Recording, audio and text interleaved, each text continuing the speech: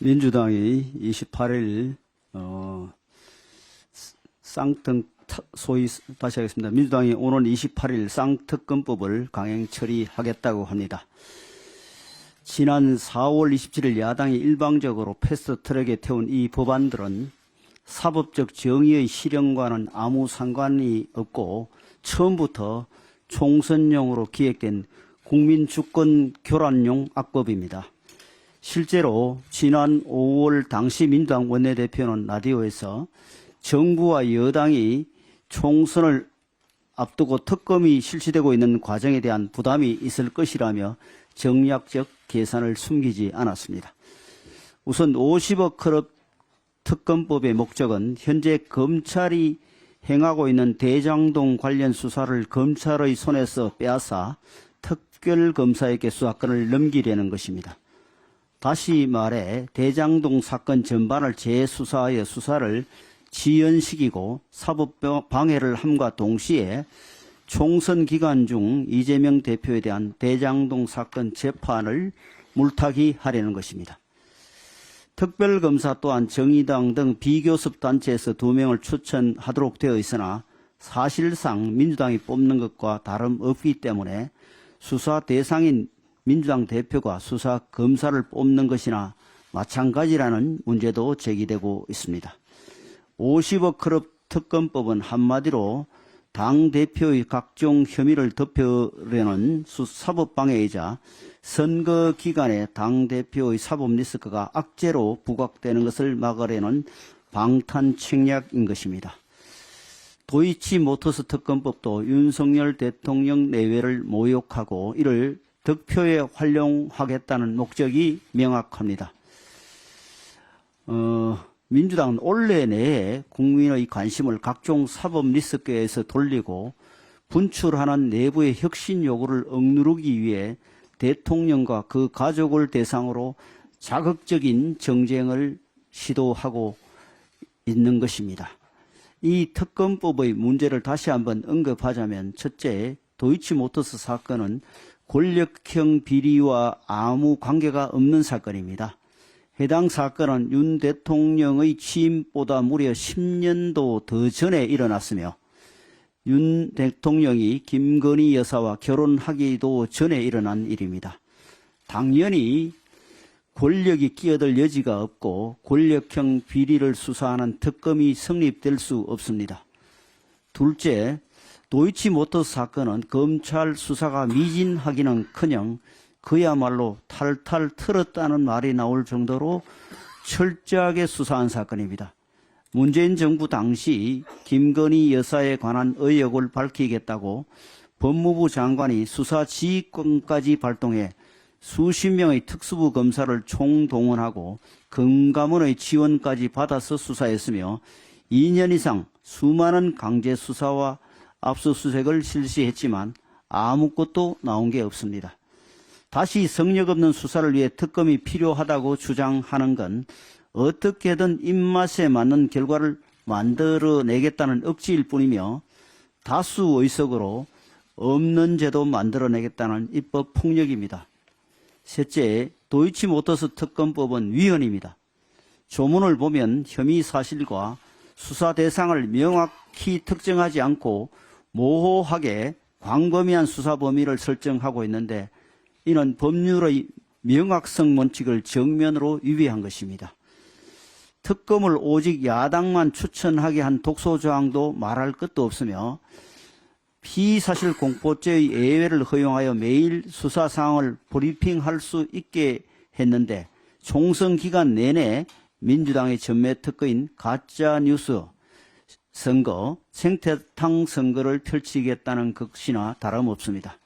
이처럼 민주당이 선거 기간에 특검을 자기들 스피커로 삼아 윤석열 대통령 내외와 우리 국민의힘을 공격하겠다는 것이 바로 도이치모터스 특검법의 본질인 것입니다.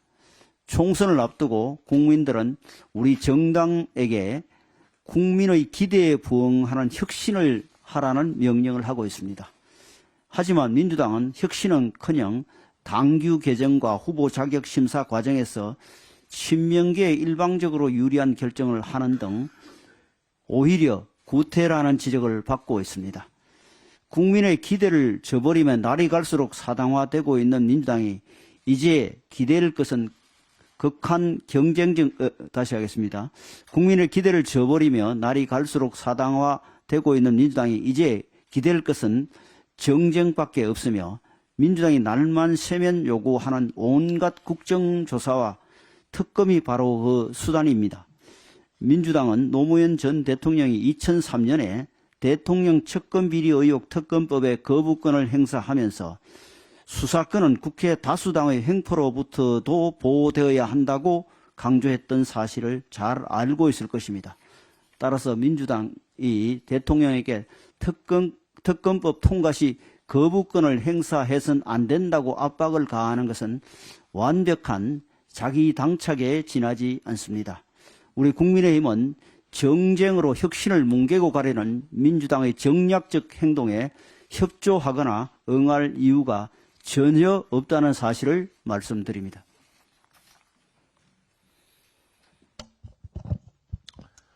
부동산 경기가 가라앉고 고금리가 장기간 지속되면서 부동산 PF 부실 우려가 커지고 있습니다.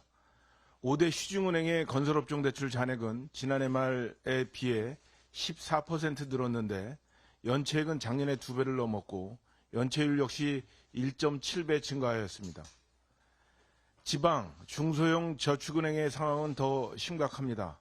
부동산 PF 부실 채권 비율이 1년 새 5배 증가한 것으로 나타났습니다. 부동산 PF 부실로 인한 건설사 줄도산 우려는 점차 커지고 있습니다.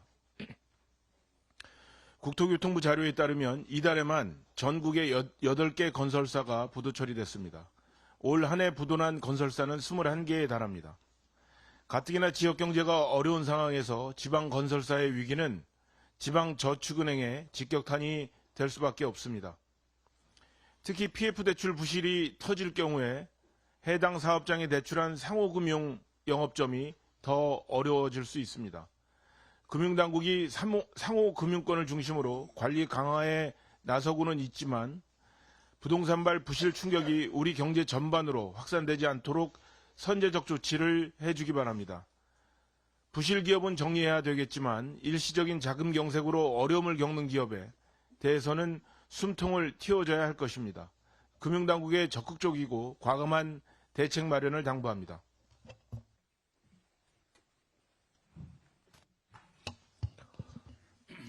보훈부가 25일 내년 1월 이달의 독립운동가로 이승만 대통령을 단독 선정했습니다. 이달의 독립운동가 선정이 지난 1992년부터 시작되었으니 무려 33년 만의 선정입니다. 참으로 많이 늦었습니다. 이승만 대통령께서 단 한 차례도 이름을 올리지 못했다는 것은 우리 역사를 올바로 이해하고 발전적으로 개성시키는 데 매우 부족했음을 보여주는 것입니다. 이승만 대통령을 일방적으로 찬양하자는 것이 아닙니다. 과오를 애써듣고 부정하자는 것 또한 아닙니다. 적어도 독립운동가로서의 이승만 대통령의 있는 그대로의 공적을 외면하지는 말아야 한다는 것입니다. 남다른 식견과 글로벌 네트워크를 통해서 이승만 대통령은 우리 민족의 독립 문제를 국제적 사안으로 끌어올렸습니다. 시대를 앞서는 통찰력으로 일본 군국주의의 실체를 알리고 미국 등 국제사회 여론을 움직이는 데 큰 영향을 미쳤습니다. 윤석열 정부 들어 이승만 대통령을 재조명하는 여러 노력들이 이어지고 있습니다. 추진되고 있는 이승만 기념관 건립은 자발적인 후원 참여가 줄을 잇고 있습니다.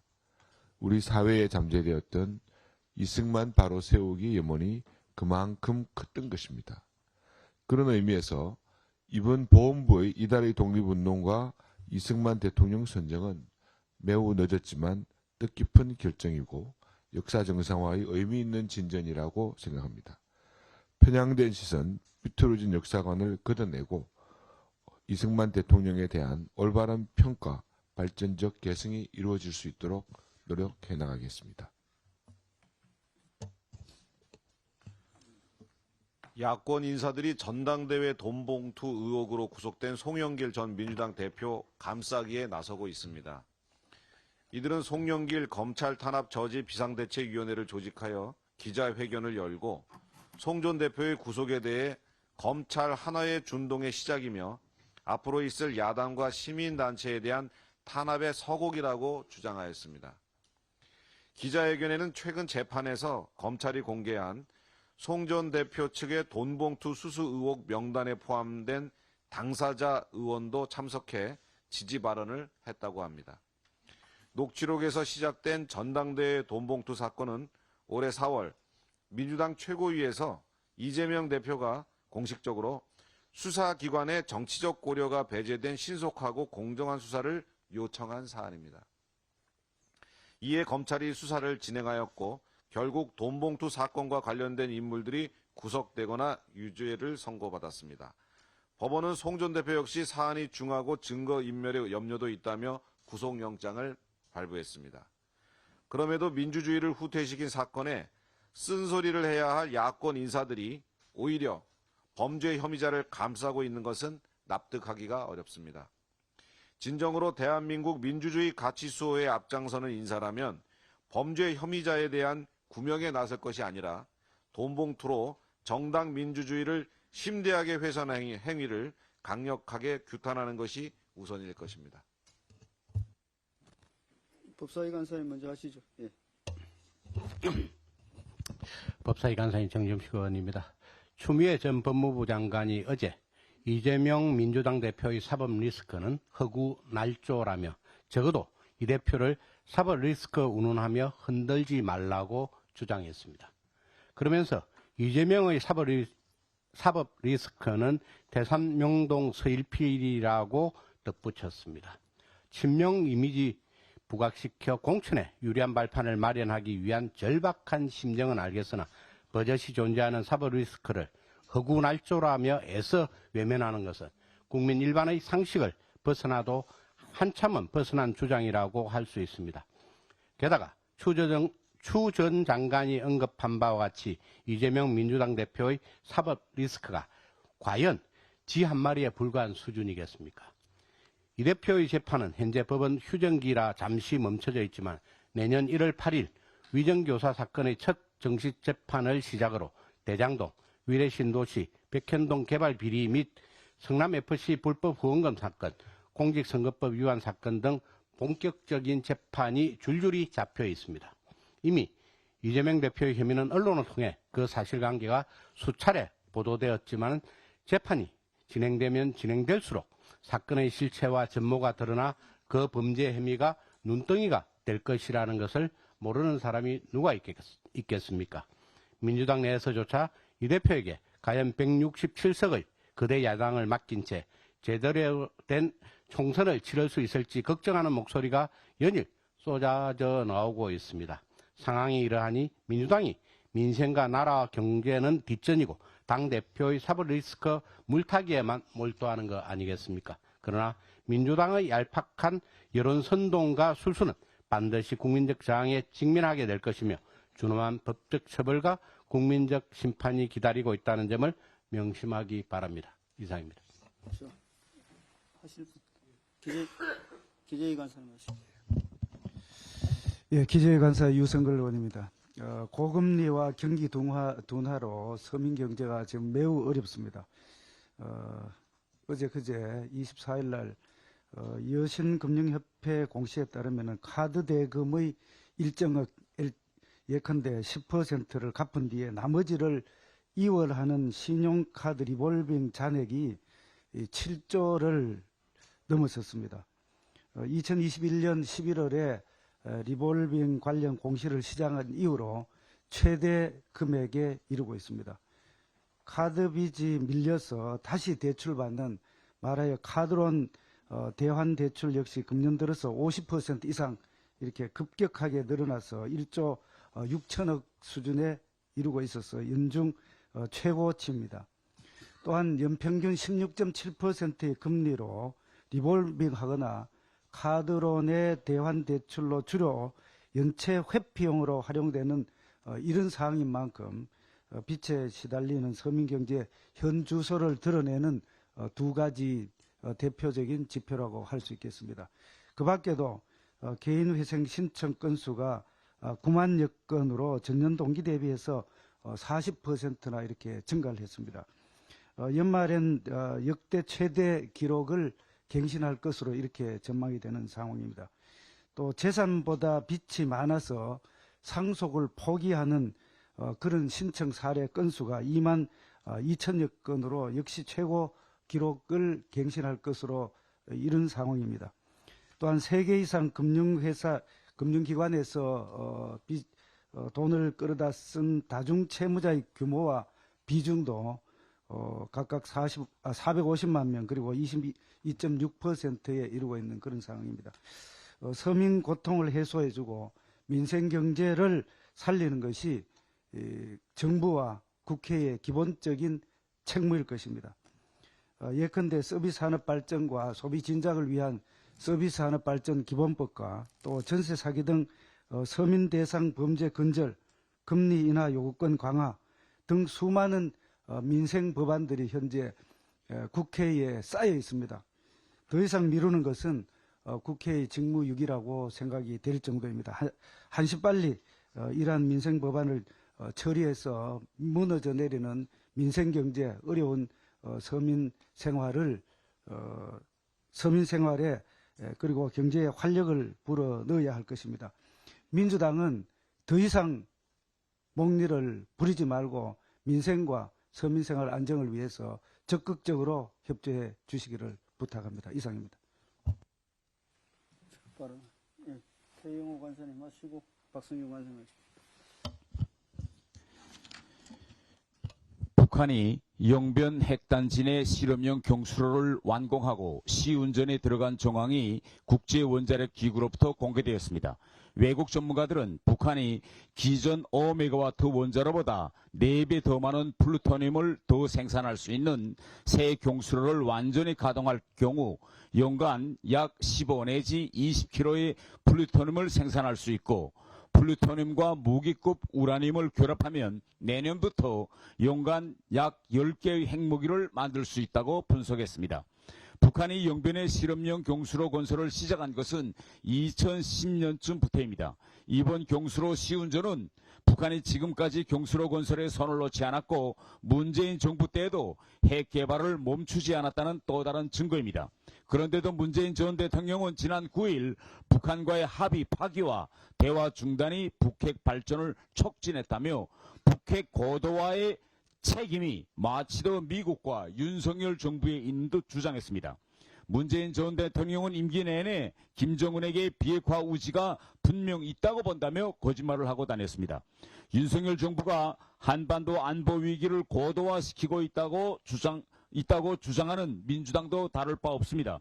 문재인 전 대통령과 민주당에 과연 김정은이 핵을 포기할 것이라는 환상에 아직도 사로잡혀 있는지 묻고 싶습니다. 민주당은 지금이라도 한반도 긴장 격화의 책임 소재에 대해 구분을 명확히 하고 안보 문제에서 여야가 한 목소리를 낼 때임을 강조드립니다.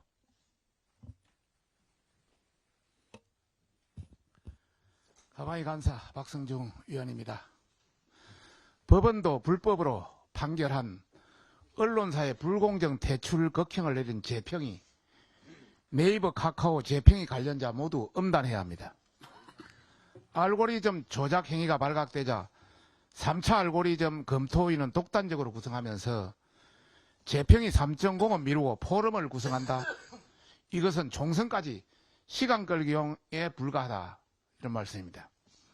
네이버 카카오 포털의 뉴스 제휴평가위원회 재평이 2.0입니다. 그 재평이가 언론사들을 상대로 자행한 불공정 퇴출 행포의 부당함이 증명되었습니다. 법원은 네이버가 위키리스크 한국의 재평이 재평가 탈락을 근거로 언론사와 제휴 계약을 일방적으로 해지해서 퇴출하는 것은 부당하다는 판결을 내렸습니다.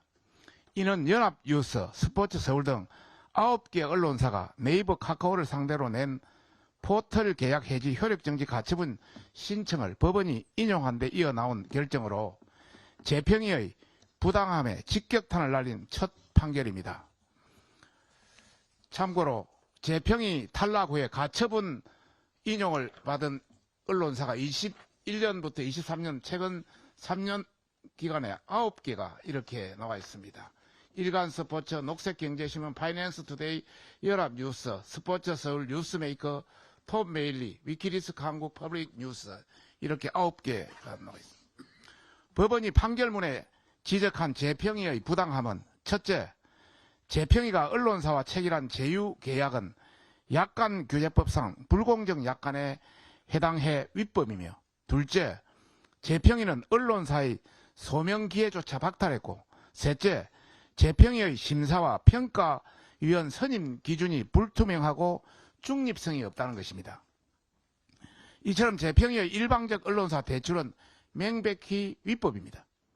그런데도 재평이는 언론사를 지락펴락할 수 있는 막강한 권한을 남용해서 입맛에 맞지 않는 언론사를 대출하며 공론의 장을 황폐화시켰습니다. 언론사의 포털 퇴출은 마치 사형선고와 같습니다. 재평이는 단순히 실시간 검색어 대응 기사나 또 광고성 기사를 보도했다고 예전에 여기서 발표했습니다만 87개 이상의 언론사들을 퇴출하는 극형을 불공정하게 내려왔습니다. 네이버 카카오가 재평이 임시 중단을 핑계 삼아서 대선 공작을 저지른 희대의 가짜뉴스 범죄자 뉴스타파는 수수방관하고 비호해 준 것과 극명하게 대비됩니다. 그렇게 자격 심사도 없이 무임승차한 좌편향 언론사 미디어 오늘, 오마이뉴스, 미디어스, 민노총 기관지 뉴스타파를 키워내준 것이 네이버, 카카오 관련자들의 국기문란 행적을 끝까지 쫓아서 그 민낯을 밝혀야 합니다. 다시 한번 말씀드리면 네이버, 카카오 관련자들이 미디어 오늘, 오마이뉴스, 미디어스, 뉴스타파를 키워줬다 이 말입니다. 한편 네이버는 뉴스 알고리즘 조작 행위가 발각되자 그 즉시 3차 알고리즘 검토위원회를 출범한 바 있습니다. 바로 이 자리에서 제가 지적한 사항입니다. 그런데 뉴스 재평이는 법적 근거도 없는 혁신 포럼을 만들고 기약도 없이 시간을 지체할 심산으로 있는 것 같습니다. 네이버, 카카오에 강력히 경고합니다. 내년 총선까지 재평이 포럼을 방탄 삼아서 민주당을 대변하는 언론사들로 구성된 3분의 2가 장악된 현재의 CP 생태계를 그대로 유지할 수 있다고 생각하면 큰 오산입니다. 1기에서 7기까지의 재평이와 네이버, 카카오 관련자들이 언론사에 자행했던 불공정 행포에 대해서 엄단할 것을 강력히 경고하는 바이며 온갖 편법 행위를 저지른 재평이에 대한 검, 경, 방통위 등 전면 조사를 촉구하는 바입니다. 그리고 내년 총선까지 시간 끌기용 포럼을 구성할 경우 또 다른 정치 편향, 독립성 침해 문제가 발생할 것이 자명하기 때문에 즉시 재평이 3.0을 3차 알고리즘 검토위와 마찬가지로 독립적으로 출범해서 가짜 뉴스를 자행하는 반헌법적 세력을 엄단할 것을 촉구하는 바입니다. 조명희 하십시오.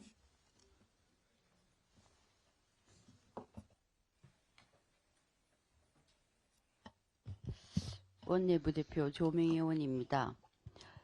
최근 비의료인의 반영구 화장 시술에 대한 법원의 무죄 판결이 잇따르고 있습니다. 지난 8월 청주지법 항소심에서는 40대 미용학원장이 이달 22일 부산지검 동부지원 판결에서는 20대 여성이 눈썹 문신 시술 혐의로 기소됐으나 모두 무죄를 선고받은 것입니다.